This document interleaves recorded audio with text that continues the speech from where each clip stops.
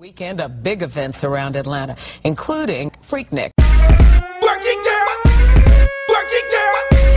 Work it, girl. Work it, work it. Work it, girl. Work it, girl.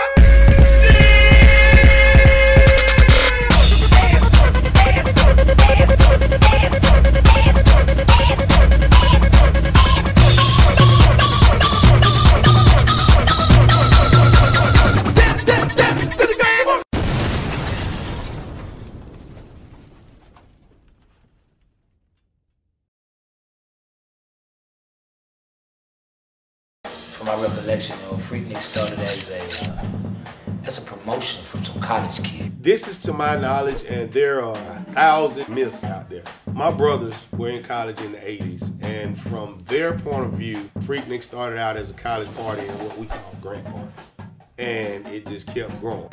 It was about black colleges getting together and just enjoying their time in Atlanta, period. Towards the end of the school year, you know, everybody was ready to just let it go.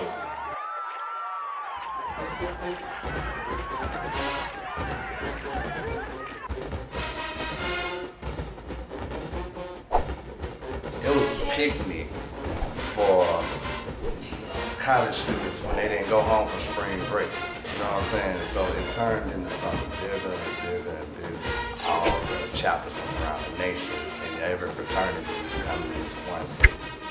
It's like any other college phenomenon that has always had. I don't care what frat, what age, what nationality and ethnicity. It just that's what it was. But it was here in Georgia, and of course it was, you know, basically a black party. That's what it was. Within that network of black colleges, whatever black colleges around the country, obviously the word gets out a little further, and you know, black kids at the other colleges are coming.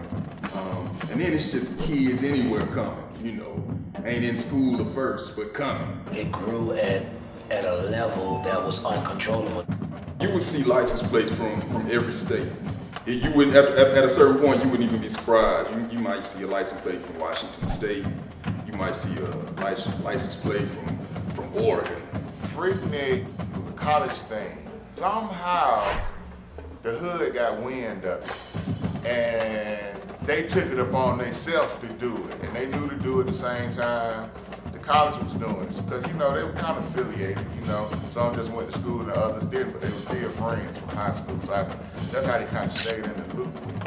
They went from something pure and innocent to straight just what the hell. And then when it grew, of course, it got to the hood. When it got to the hood, you know what happened.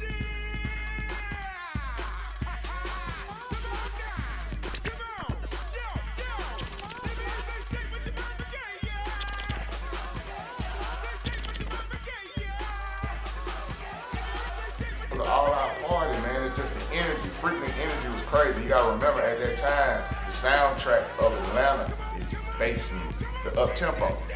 And that's what everybody was on. The girls are dancing, always dancing. Everywhere they dance. On top of cars, on top of whatever they could stand on, wherever they was at. It was out of control, man. 93 is really the year that made it legendary. You know, so if you hadn't been, you had heard enough stories by the time the next one came around that you had already formed in your mind what it was going to be like, right? It was as advertised.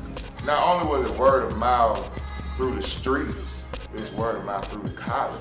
So every black college, everywhere, was coming here to be part of this, because this was like the big college black festival that they was having, and the hood felt the same way. And it was like the hood and the colleges threw it together. They were doing it together. It just was to the millionth power, you know? It gave people from New York and Chicago and LA the chance to see some country ass. Cause we country as hell. I mean, we do country shit, and I'm the first to say it. It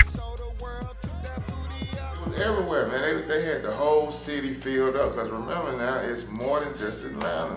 That's what I'm really trying to get y'all to see, how big this is. We have packed the city just coming out ourselves, if the whole, everybody coming out. But you're talking about everybody from all these other states, even bigger cities, coming here along with us. Alabama, South Carolina, everybody was around us. It went as far as Detroit.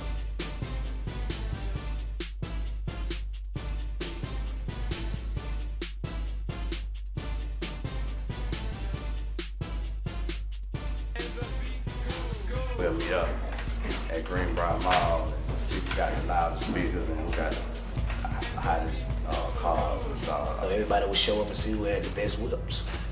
You know, and during that time, when they're showing, you know what I'm saying, kind of wheels and what kind of cars they chopping off and converting, cats from Miami coming up here with all kind of, you know, dunks and shit, you know. You know, at the same time, they got this shit heated up. 15, 12s, who got the best sound, they meet at car show. Like, FreakNik had car shows, it was events all day long, man. Everywhere. Everywhere. That's how you gotta start a party with a loud system. So they started doing them in the cars, basically, man. Club system in the cars. And the man is your system.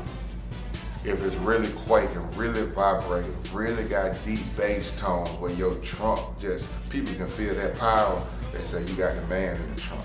And when FreakNik was out, there was a van called the Astro Van. That was the thing to have. If you gonna trick something out, you get your Astro Van, you put your dates on it, and you put your speakers in it. And most of the time they took all the back seats. It was just 2 seats in it. The driver's seat and the passenger seat, and the back of it was just speakers. So that was the opportunity for a lot of speaker companies to go off. Your car be tricked out. You know, you had the candy paint, you had the rims, or you walk around with snakes on your neck. You know, walk around like you went to the gym for about 1,000 billion hours in one day. Or, you know, then of course all the women, you know, they barely had anything on. That's what that was happening.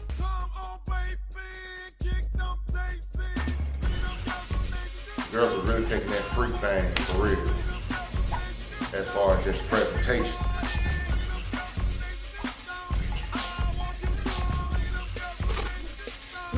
This time they got these Daisy Dukes that's really popular at the time. And they just going to the extremes with them.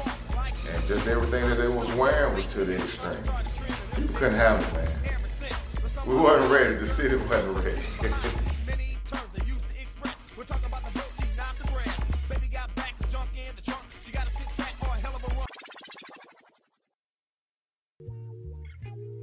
Yes, sir.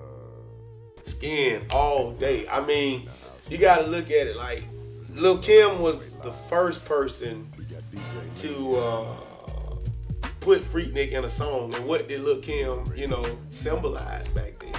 You know, skin.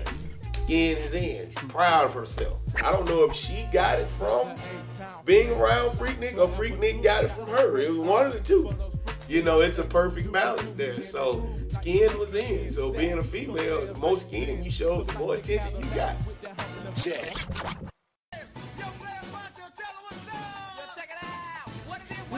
It was chaos, man. Party, man. FreakNik. Million power of a party. That was FreakNik. If this was a party in here, and this was FreakNik time, this was somebody threw this party, they would be on everything they could be. They would be standing all up on those things right there. They'd be on the pole. They'd just be squished up on each other, and it's just humping and grinding on each other. It was just FreakNik, man. Depending on that age, hey, that's where you perform. What is it, 93? So, but 21 and up, bro, that's you.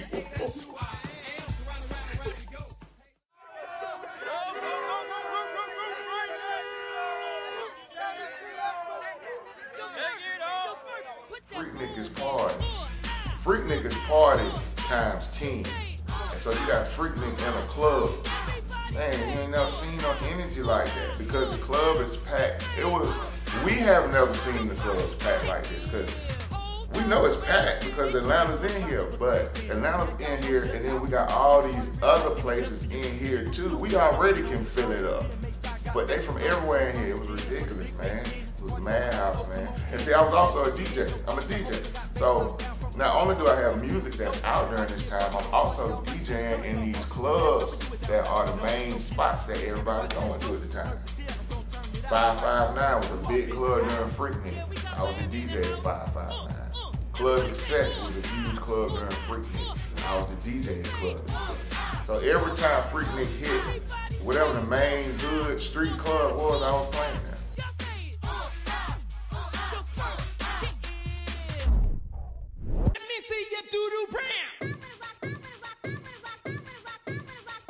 A lot of people would go to the club and wouldn't even go in the club.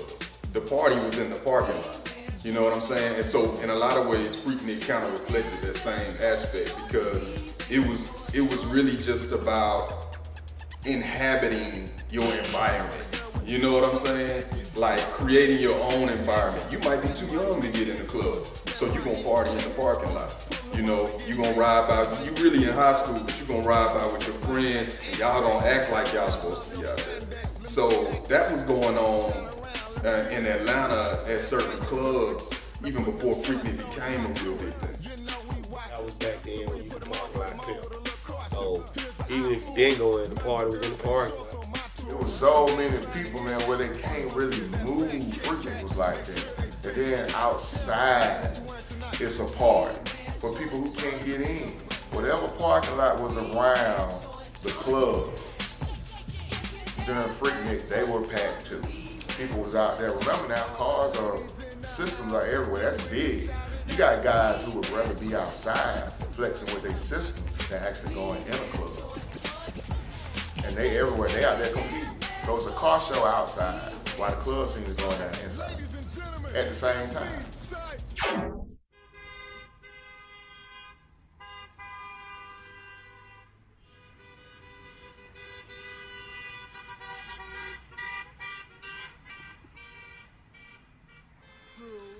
The volume of people was so crazy that, you know, when you would come up on an exit, it might be a mile or two of jam traffic trying to come up on this exit.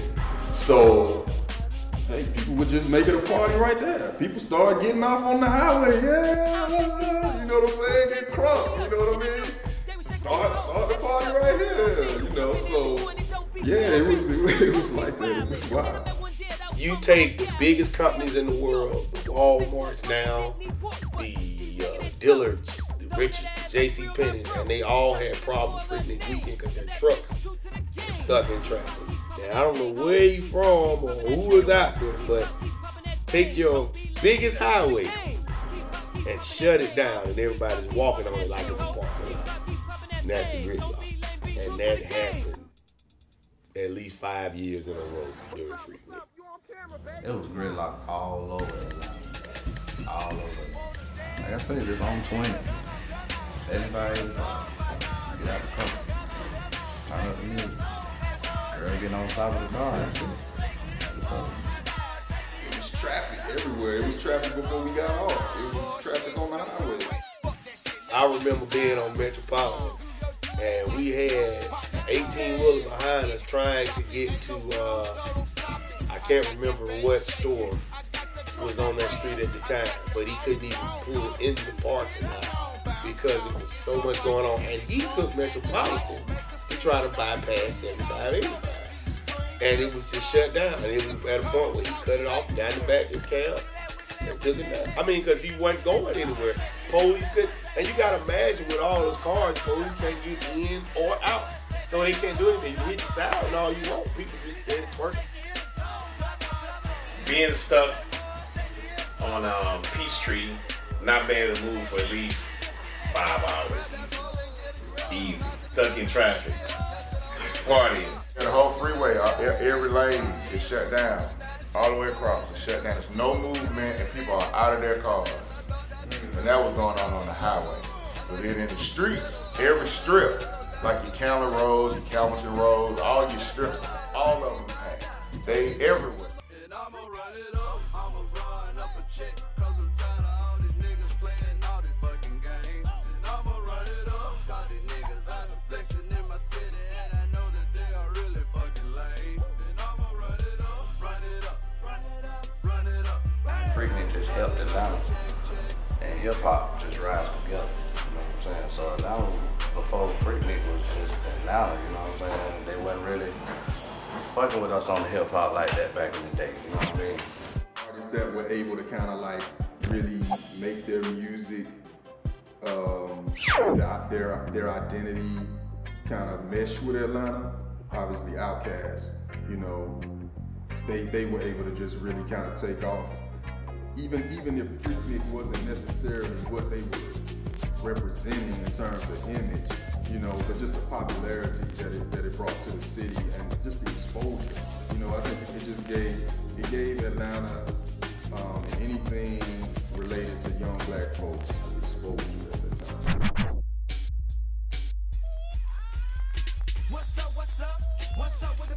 FreakNik was a big part of us into mainstream because I think, if I'm not mistaken, Bankhead Bounce by Diamond and D-Rock came from that era. And that was I remember being young, because you know me and D-Rock very close. And I remember being young seeing D-Rock hit BET, What's Up with the Bankhead Bounce? And I said, we made it. With that, it gave more and more people opportunities from Atlanta to go in the music industry.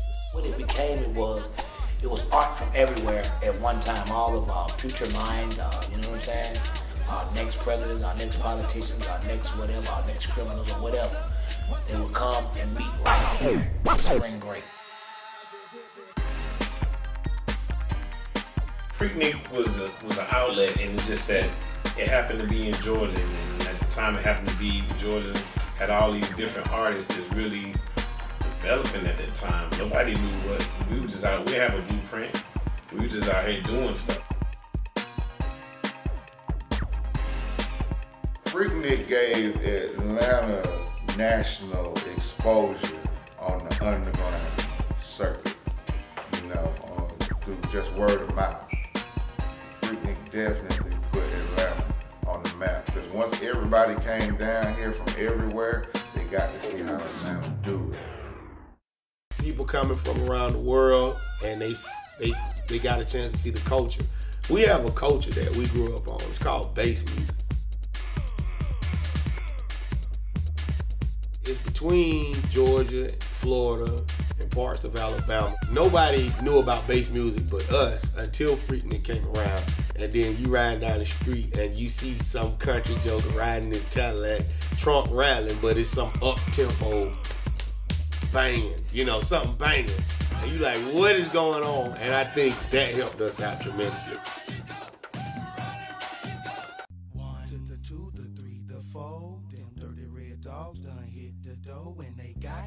Booty Shake was really running the scene. Like when I say Booty Shake, like fast up-tempo music. That's why Luke was the king at that time. He was like the mayor of Booty Shake music. All the fast up-tempo beats. But even Outkast or Dungeon Family was making their way at that time. So that was some, it was like, to me it was like diversity. Because you had UGK pumping, you had A-Ball and JG pumping at that time. Ghetto Boys. So it was a lot of diversity. It's just that for the Atlanta scene, the Booty Shake music was really the driving force as far as the party. The women like to shake. When the women enjoy the music, then you know what it is. You got it. It brought every artist that was out during that time a lot of exposure. Because everybody who came down here went to the clubs. They're not hearing nothing but our music. It's Kizzy Rock, it's Kilo, it's Raheem the Dream, it's DJ Smurf, it's Splat Pack, Luke. And this was kind of it was the same thing. And we all had at this time a few records. So the DJ had a nice set. We had a lot of records. It really put a mark on the South as far as our style of music. You know what I'm saying? Like New York had their style, LA had their style, we had our style. It's more of a lot of 808 bass style stuff. You know what I'm saying? Party songs. Girls get free in the strip club or whatever.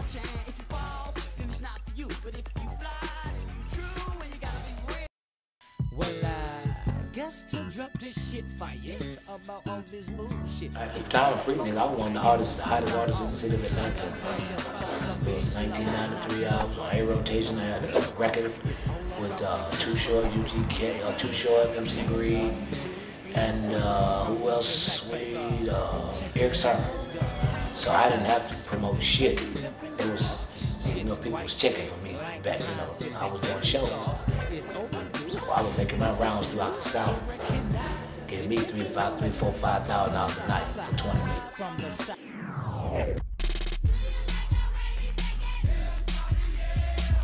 My music was out during FreakNik, and FreakNik was big on bass music, so that's really how I got a lot of exposure. And I had some hot records out at that time too. I had like Yeah, Shawty, Yeah, Can't Stop the Rock, What the Fuck Going On in This Lame Ass Club. I mean, I had several out there, you know, and by that time I had an album out by like 95.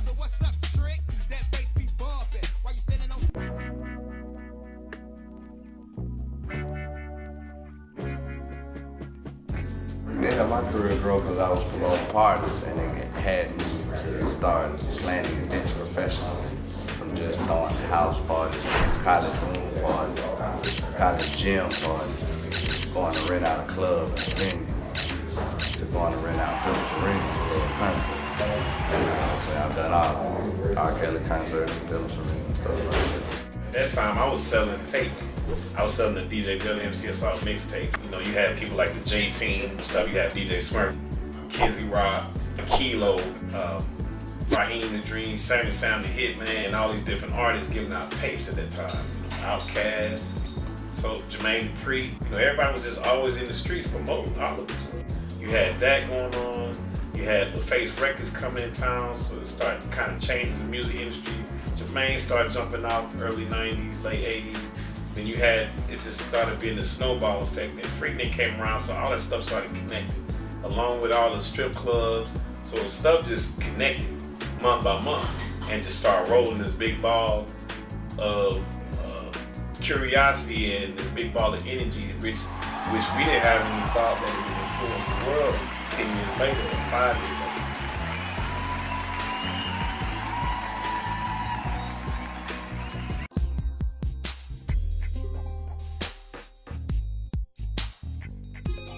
I think just being from Atlanta after then, you had a certain cachet. You know what I'm saying? Because Atlanta just had hella cool points from FreakNik at that point. So being from Atlanta all of a sudden was not a minus the way it might have been 5, 10 years earlier to cities that were more established, you know, your New York hip hop cities or West Coast. I forgot one of the biggest people that benefited from FreakNik, Lil Jon and the East Side. Yeah!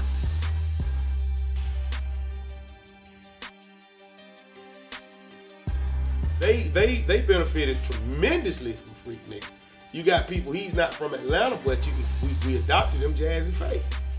That benefited a lot. 8 Ball MJG, UGK. These are people at the time, they were gods to us in Atlanta, but then they became known to the world through avenues like FreakNik.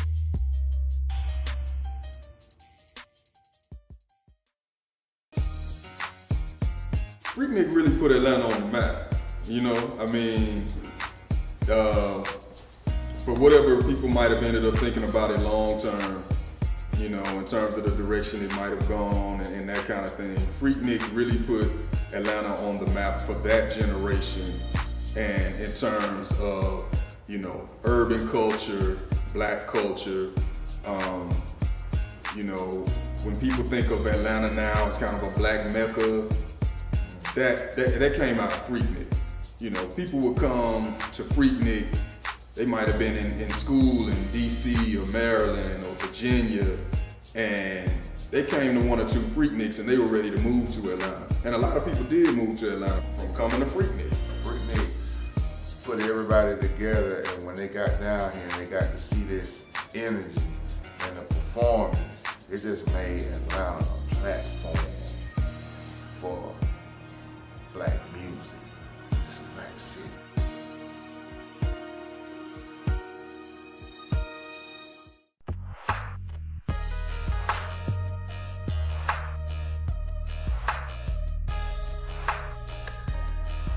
It brought a lot of money to the city, you know what I'm saying? It really did. You know, like mom and pops would sit on the side of the road and sell hot dogs. You know, not in the heart of Atlanta, but on the outskirts of Atlanta. You know, it was just crazy. bunch of traffic, so you might see Uncle and Auntie sitting on the side with a table and chair. They done made some money selling reels and shit. I mean, people was able to just set up shop with shirts, you know, FreakNik. And you could sell out. Everybody wanted something that said FreakNik on it. Merchandising was huge. Either you found out who the freak deep inside you, or you found out, hey, this is a place to make money. And it was no in between. Either you went out and you just became the freakiest son of a bitch it was, or you became a mogul in whatever you did, you know, and that's from streets to business, anywhere, you know, that's what FreakNik brought. Like, it gave us the chance to say, oh, we can make an impact.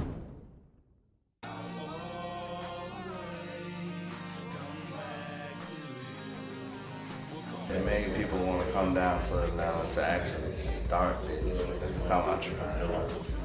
And a lot of people have come down here from other places.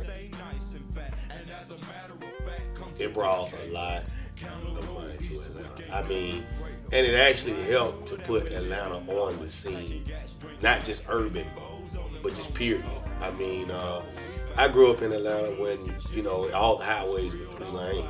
You know what I'm saying? The 20s and the 75s and 85s, they were all 3 lanes. And then after FreakNik and the Olympics, of course, you know, it spread it out. You know, 5, 6, some of them even 8 lanes now. So that alone should have given an example of the growth via economy. It was a big impact. They go into these malls, they shop, they buy, they girls they see, big time girls, spend money, take them shopping. It was all kind of wild stuff going on with the money. It definitely boosted the economy. It was huge. I mean, I think a lot of people moved to Atlanta after FreakNik, seeing how beautiful it was, how nice the people are. If you meet somebody originally from Atlanta, like myself, you'll notice that we're very nice people and welcoming people. A lot of times when you run across people with attitudes and stuff like that, they're really not generally from here. They're from other places, but people that are generally from Atlanta and from the South, we speak to everybody. With that being said, a lot of people from the music industry came this way and felt more at home doing business here because of the culture that we grew up in.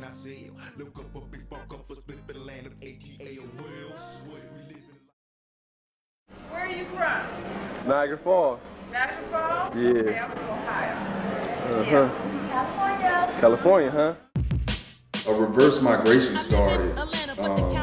Now, I wouldn't attribute all of that to FreakNik, but FreakNik definitely plays a big part in the story of the reverse migration of African American folks starting to move back to the South.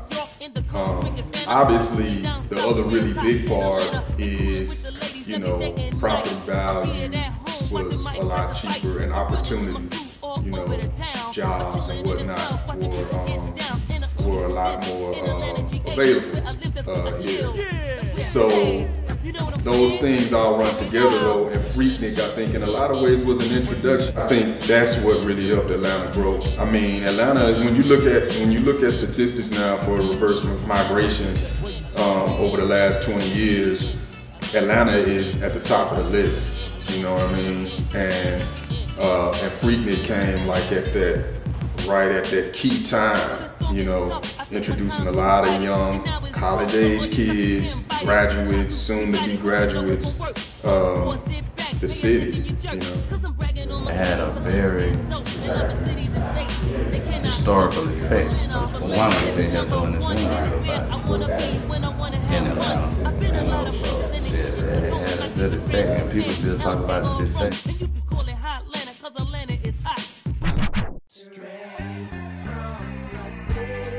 A lot of people didn't take Atlanta seriously before FreakNik until they came and they saw, you know, that there is a culture here. I would say Atlanta, you know, people from Atlanta, we're more focused on peace than, you know, a lot of other places where it's like real violent and stuff. We're violent now, but for the most part, we get along. A lot of places you go, the north side don't like the south side, or the east side don't like the west side. You just can't go different places. When you come to Atlanta, especially back before it is what it is. Now, A-Town down, peace up. Before it was that, it was just peaceful. I mean, if you were from the north side, you come party with people on the south side. I think it gave young people in that era a sense of freedom. You know, hip hop has that kind of attitude. Anything is achievable. We're gonna do what we want to do, and we already knew we were from Atlanta. We already knew we were from a city that had this legacy of MLK and the civil rights movement. You know what I mean? So we already had a sense of empowerment from that. I think FreakNik, you know, for all of the craziness that it was, I think it also gave you a sense of freedom that you could carry over into other aspects of your life. You know what I mean? Like, it just felt like Atlanta was a city where if you were young, this was where you could pop off. And, you know, whatever lane that might be for you, you felt like, you know, you could get it here, you could make it here. You know, the way they say, you can make it in New York, you can make it anywhere. I think if you were young and black in the 90s, you kind of felt like that about Atlanta. Can't hide, no love, gotta die. My town, too small, I want me, voila. FreakNik was unwieldy. You know, you couldn't really contain it. You know what I mean? And so once it got to that point where it was infringing on everybody regardless, I mean, that in a lot of ways that made it bigger. You know, that made it more popular. You know, kids were like, man, you gotta make FreakNik. You know, it just became one of those must-attend events. It got too big. It got dangerous. I mean, it went from what it started was with colleges. And when it got to the hood, it became more and more dangerous. More rape cases, more murders, more robberies, more stuff like that. It just became dangerous. It was like a bubble that was just waiting to burst, and it burst. And when it was starting to fall, and it started actually raping the girls who was getting on top of the cars, getting naked and stuff, and snatch them off the cars and actually started raping them. So that really stopped it. Just too much crime started happening. I mean, I enjoyed it from the perspective of college kids coming from different parts of the country, all coming here promoting, you know, networking and whatnot. But I think to a certain degree, it really had gotten out of order when it came to the way that, you know, these guys you just could run up to an innocent woman and do the things that they would do to them, you know? You know, I don't have a cape, top hat, and cane. I ain't saving shit but a big old bank of money. But you know, right is right and wrong is wrong. You know, you got to have a little more respect for the ladies. And what if you run up on somebody's woman just because she dressed hot? You know what I'm saying? And this is a married man, woman. You grabbing her ass and grabbing her titties, grabbing the weave and pulling off a wig. You know, could cause some problems. And it just really got out of order. You got all these people from all these other states, all these girls from other states. They come to Atlanta. They turning up on a whole nother level because they in Atlanta. And we couldn't, I think a lot of the guys that was seeing what was going on was getting caught up. Girls was getting caught up because you got big time drug dealers from everywhere. The Detroit cats coming down, every St. Louis, they all coming down and they are stunning. They driving stuff we ain't even really seen yet, you know? So it kind of corrupted, you know, the mindset. We lost focus. Like I said, it brought a lot of money to the city. Brought a lot of crime too, so they had to shut it down. I think 96 was probably the last gridlock. After that, 98, police wouldn't let you stop. You got to keep going. They blocked all the exits on the highway where you couldn't get off. Shut FreakNik down by when the mayor, Bill Campbell, started blocking off exits to popular streets that led to events. So you had guys who had after parties and different little events going on for FreakNik, but people couldn't get there because you couldn't get off the exit.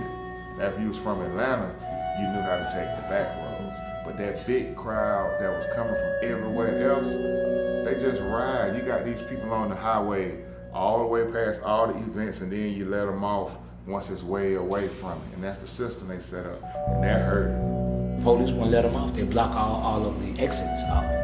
If you remember that, you know, most of the interstates in the United States are built on an Eisenhower system, which is a military system that was set up by a general of the United States of America, so they can control what goes in and out of any city in America. So what they did, they strategically set up where the college kids could get on in certain places, but they couldn't get off, so they end up like spending 8 to 12 hours on the interstate. As they started, you know, trying to corral FreakNik and using their police tactics and rerouting traffic and really sending people into loops. You know, that's basically what they would do, is they would send you in loops. Traffic was a disaster. That's why the city had to get involved, and they did what they did to try to detour it. Once you start going around the same block over and over again and seeing the same people, it wasn't fun anymore. And then, you know, they would direct you straight onto the highway or something like that. I love FreakNik. I think it brought a lot of money to the city. But once the city became opposed to it, and you know, the college kids said, fuck it, we're still coming. You just gotta know that that's probably why it no longer exists.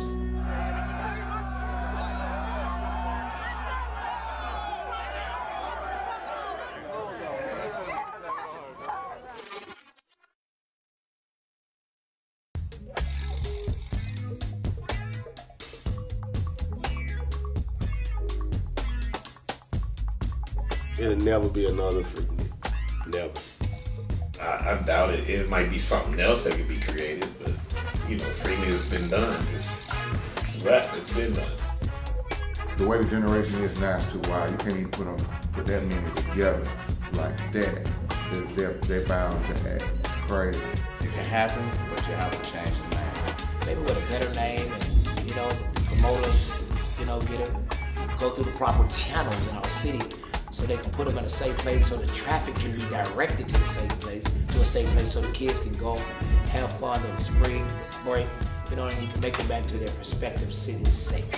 You know, all the shenanigans and, you know, the traffic and whatnot. And the reason I feel it was chaos because people didn't go through the proper channels, you know, to set up everything in the proper manner. They have rock concerts here all day. They direct traffic in here. 100,000 white folks in and out, no problem, no shenanigans. Do the same thing with the college kids, you know? There'll never be another quote-unquote FreakNik, never. Going on now, man, spirals from FreakNik, man.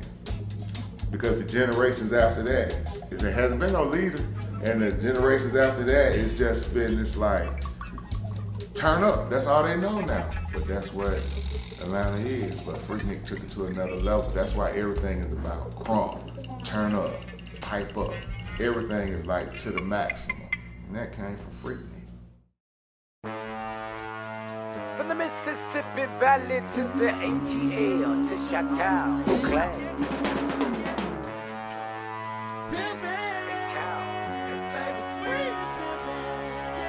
I woke up feeling like a drug dealer.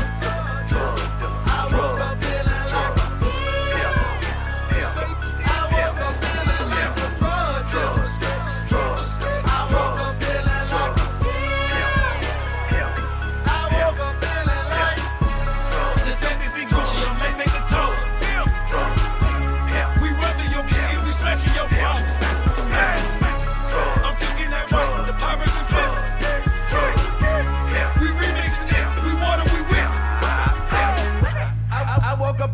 And brushing my platinum teeth. I'm kicking your girl out, she just spent the night with me. I load up the work, no stops, straight to the trap. Once you buy the shit, it's yours, no money back. I stay on my job, 24/7 the shift, pedal to work. I keep a 40 Glock under my shirt. He out of the game cause he done got hurt. I'ma make sure that I pray for him. I go to church. We trapping and rapping, you raw. You would get mad like a drug dealer. I woke up feeling like a I woke up feeling like a drug dealer. I woke up feeling like I woke up feeling like the 70s and Gucci, I'm lacing the toe. We run through your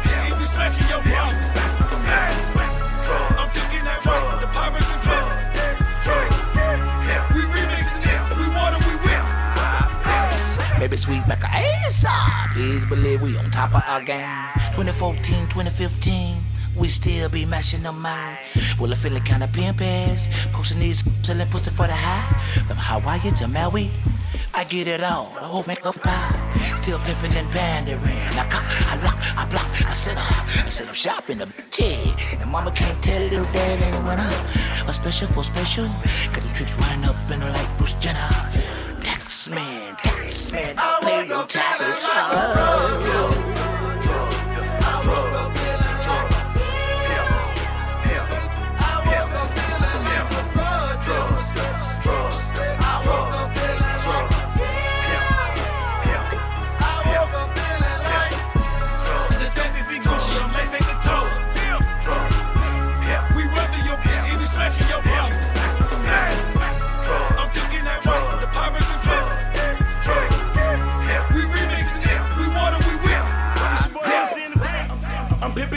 Like Goldie, I'm trying to see Sosa like Tony. You say you the plug, but you really be faking, you phony.